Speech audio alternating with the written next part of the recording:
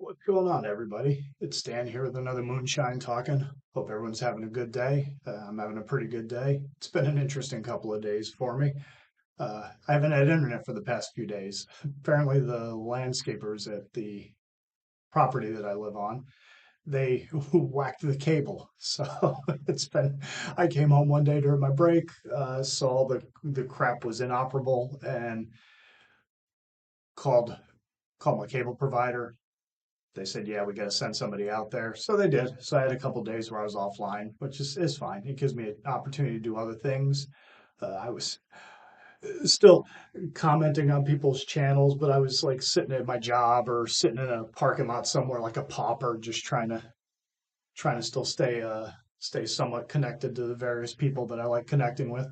Uh, but yeah, other than that, all is well. Can't really complain. About to hit the gym up pretty soon here.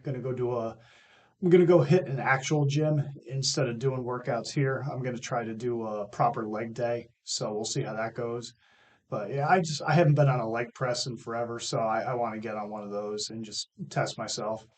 It's hard for me to do squats with my neck because I can't have a lot of weight sitting on the back of my shoulders and pressing down and compressing on the vertebrae. So and all the hardware that's in there. So I don't really do squats that much unless it's like freaking what do they call them, goblet squats, or I put the dumbbell and I'll put it up front here or keep it to the side here. But even there, it's just kind of like it just messes with my neck. So then I'll start getting the tinglies through the arms and whatnot, and it's kind of a pain in the ass. And I already have enough times where I'm doing this all day and night. So yeah, we'll see. But I'm gonna probably do that. And then other than that, now that I got internet service again, I'll go hit some movies up on Tubi. I was basically watching a bunch of DVDs that I have here. Fortunately, that was the fun thing for me, and the convenient thing is that fortunately I'm a proponent of physical media and having your own stuff, because even though the internet went down, which sucks, you can't do certain things, but at the same time it's like I've got all sorts of CDs, I got DVDs, I have stuff to do. There's things I can do around here. Did some writing, did some reading, and just worked on a couple things that were out of the ordinary of just sitting here ranting into a webcam like a lonely psychopath. But yeah, that's that. And then as far as why I'm here today, I wanted to do a review of the newest album by the band Iron Monkey. It's called Spleen and Goad. It came out on April 5th on Relapse Records. Uh, Iron Monkey are a sludge metal band from Nottingham, Nottinghamshire in England. They formed in 1997. The original lineup was John Morrow, who was the vocalist, Jim Rushby on guitar, Steve Watson on guitar, Justin Greavesley on drums, and uh, Doug, I'm probably going to butcher it, but Dalziel, he was bass. Or no, excuse me, yeah, Doug Dalziel was bass, and then Justin Greaves, he was on drums. They put out two albums on Earache, Iron Monkey, the self-titled, and then Our Problem. Then they did a compilation on, I want to say, Man's Ruin, which was it was double CD of the two albums. They did a split, and then that was pretty much it. They did a split, they did an EP, and that was pretty much it. And they went away for a long, long time, pretty much till they put a live album out in 2002. That was released. And then the most recent thing they did before this one was in 2017. They put out this album, 913. Got this sweet shirt to go along with it, but you can take a look at that. But that's the album cover, and that's a good album.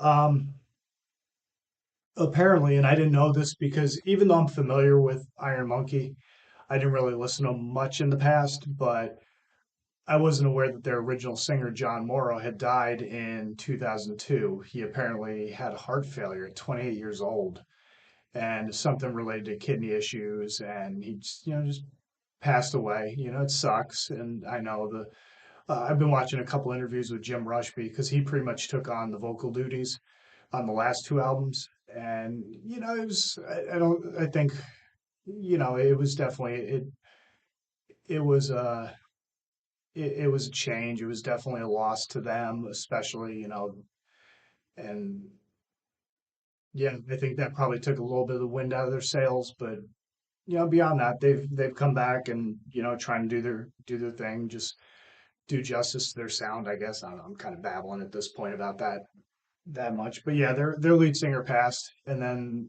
Jim took over the vocals on the last album. He did them again on this one. They had Steve Watson back on guitars, a gentleman by the name of Zabig. I'm probably pronouncing that wrong, but I think that's just a nickname. His name's Steve Morrow. He's on drums. And from what I gathered, Dean Berry did the bass. He came back and did bass on this, but he lives in Canada where they live in England. So they had to go back and forth. This was actually, according to interviews that I saw, this was supposed to have been done in 2018. They were supposed to have a pretty quick follow up from 913, but then a whole bunch of crap happened in their lives, illness, injury, the world shut down, all that sort of stuff. And it just took forever to get this album released. And then finally, they put it out. They put it out on Relapse. This one, the last one was also on Relapse. But yeah, it's you can tell the frustration, the angst, the just the hostility. It's all in there. You can tell that this was a lot of it translates in the album. That is the overall theme, the overall character of the album is that there's a lot of angst, a lot of nihilism, a lot of hostility and frustration. You can feel it all coming through all of the songs. But it's 9 tracks. It's 53 minutes long, and the whole thing is killer. It's just, as I've said many times, sludge is one of my favorite subgenres of metal. I love I Hate God, Soylent Green, Acid Bath. Uh, even though they're not so much sludge, but Alabama Thunder Pussy, a lot of stuff like that. So this was right in my wheelhouse. Like I said, I have heard of these guys before, but I never really dug into their stuff. And then when I heard that this one was coming out, I was like, oh, okay, cool. And then I forgot about it. And then I saw something somewhere that reminded me, and I was like, oh, I gotta get that. So I heard a couple songs. I was like, oh shit, that freaking rules. So I went and picked it up as soon as I could.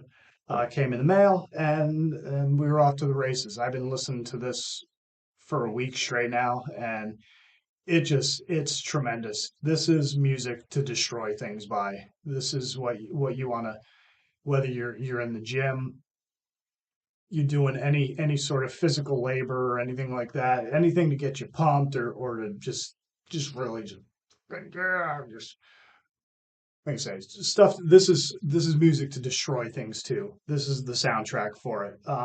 There's a lot of excuse me. There's a lot of reminiscent tones to Buzz Oven, to I God, Soylent Green, Acid Bath. I can hear a lot of that in a lot of the songs. As far as the tracks, I'm not going to go break each one down, all 9 of them. I'll just go through and tell you my favorite songs on the album. Uh, First one is The Gurges. That one has probably that one sounds a lot like that's the most Buzz Oven-y like song on the album. I'm probably saying this wrong. I'm not really a player, so forgive me. But they use a lot of ghost notes on it, and that really it gives it kind of an eerie feel, and ghost eerie, go figure. But they do that, and it's Jim. I saw he said this is his favorite song on the album too, which great minds think alike, I guess. But he said they took a lot of inspiration from Black Flag, because what's funny about them is that Jim was saying that he doesn't consider Iron Monkey a metal band. He considers them more. They all came from the hardcore and the punk scene in England.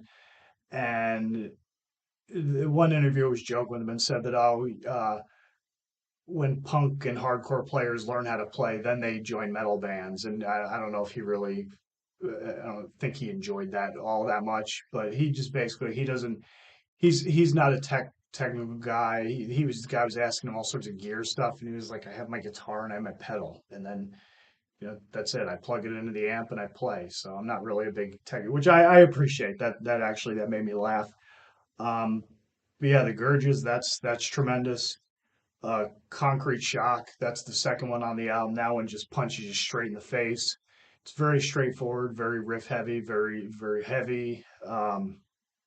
Misanthropizer, the opener, that one's great. Rat Flag is the quote unquote fast one of the album, and it's very punky. Again, this is music to break stuff to, music to lift heavy things to, music to drive fast to, whatever the case might be. I mean, honestly, even if you're just sitting there listening to it, it's a good listen to just sit there. It's not relaxing, not in the slightest bit of the imagination are you going to relax to this, but it's just great. It's even the last song, OD Rose, which is basically an ambient noise track. That's good. It's a good closer. And then the rest of the songs on the album are all great. I would recommend the entire thing. This thing gets probably 4.5 out of 5 for me, as far as if we were to rate it on a scale. But this one is definitely we're back in the, yeah, we found a good one for the year. This one's definitely ranking up there pretty high. Um, but yeah, that's that. I mean, as far as a review goes, that's what I think of Iron Monkey. I also picked up 913, which I've heard before. I just didn't have a copy of it. And again, very reminiscent of I Hate God. If you like I Hate God, if you're familiar with or like Buzz Oven, if you like Soylent Green, Acid Bath, that sort of thing, this is right up your alley. I would highly recommend it for anyone who's into any sort of doomier, sludgier with a little bit of punk and hardcore notes in it. Then this one is right up your alley and it's definitely it's worth the listen. It's highly recommended. This is another one. I'm not going to steer you wrong. So once again, this is Spleen and Goad uh, on Relapse Records by the band Iron Monkey. I would definitely check it out. It took them 6 years to release it. And while I'd say it was definitely worth the wait, I'm sure that they would have rather put it out 6 years ago and have been moving forward with maybe some new music.